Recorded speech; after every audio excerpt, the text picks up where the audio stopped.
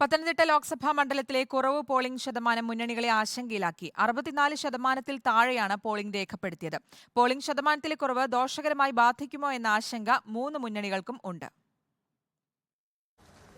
Voting ശതമാനത്തിലെ കുറവ് വിലയിരുത്തിയാണ് പത്തനംതിട്ടയിൽ മുന്നണികൾ കൂട്ടിക്കിഴിക്കലുകൾ നടത്തുന്നത്. പോളിംഗ് ശതമാനം 64-ൽ താഴെയായത് മൂന്ന് മുന്നണികളെയും ആശങ്കയിലാക്കിയിട്ടുണ്ട്. അടൂരിലാണ് ഏറ്റവും കൂടുതൽ പോളിംഗ് രേഖപ്പെടുത്തിയത്, 67.46%. ഏറ്റവും കുറവ് പോളിംഗ് തിരുവല്ലയിലാണ്, 60.52%. ഇടത് കോട്ടയായ അടൂരിൽ കൂടുതൽ പോളിംഗ് രേഖപ്പെടുത്തിയത് LDFന് പ്രതീക്ഷയായി. കഴിഞ്ഞ നിയമസഭാ തെരഞ്ഞെടുപ്പിൽ അടൂരിൽ ചെറിയ വ്യത്യാസത്തിലാണ് UDF LDFിൽ നിന്നും തോൽവി ഏറ്റുവാങ്ങിയത്.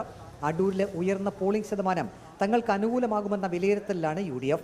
കാഞ്ഞിരപ്പള്ളി, പൂഞ്ഞാർ മണ്ഡലങ്ങളിൽ പോളിംഗ് ശതമാനം കുറഞ്ഞത് UDFന് തിരിച്ചടിയായേക്കും. കഴിഞ്ഞ 3 ലോക്സഭാ തിരഞ്ഞെടുപ്പുകളിൽ കാഞ്ഞിരപ്പള്ളി, പൂഞ്ഞാർ മണ്ഡലങ്ങളിൽ നിന്നാണ് ആന്റോ ആന്റണിക്ക് കൂടുതൽ വോട്ടുകൾ നേടാനായത്. കാഞ്ഞിരപ്പള്ളിയിൽ 66.11%, പൂഞ്ഞാറിൽ 63.48% പോളിംഗ്. പൂഞ്ഞാറിൽ വൈദികന് നേരെയുണ്ടായ ആക്രമണവും വിഷയത്തിൽ മുഖ്യമന്ത്രിയുടെ പ്രസ്താവനയും തിരിച്ചടിയാകുമോ എന്ന ആശങ്ക LDFനുണ്ട്.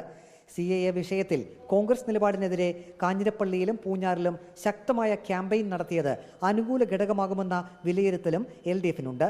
കോന്നിയിൽ 64.24% പോളിംഗ്.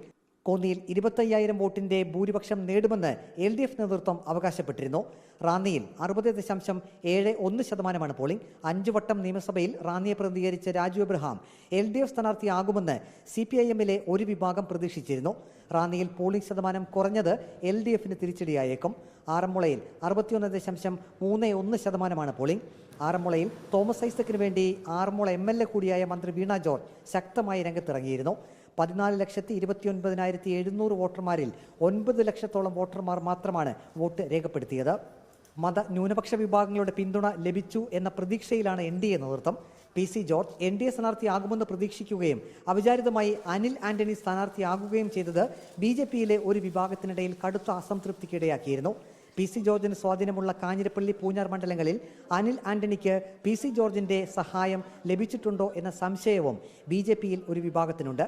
കഴിഞ്ഞ തവണ K സുരേന്ദ്രൻ ജയിക്കുമെന്ന ആശങ്കയിൽ UDFിലേക്ക് ഒഴുകിയെത്തിയ വോട്ടുകൾ ഇക്കുറി UDFന് ലഭിക്കില്ല എന്ന പ്രതീക്ഷയിലാണ് ഇടതുമുന്നണി. നിഷ്പക്ഷ വോട്ടർമാർ ആരെ പിന്തുണച്ചു എന്നതിനെ ആശ്രയിച്ചിരിക്കും ജയം. റിപ്പോർട്ടർ, പത്തനംതിട്ട.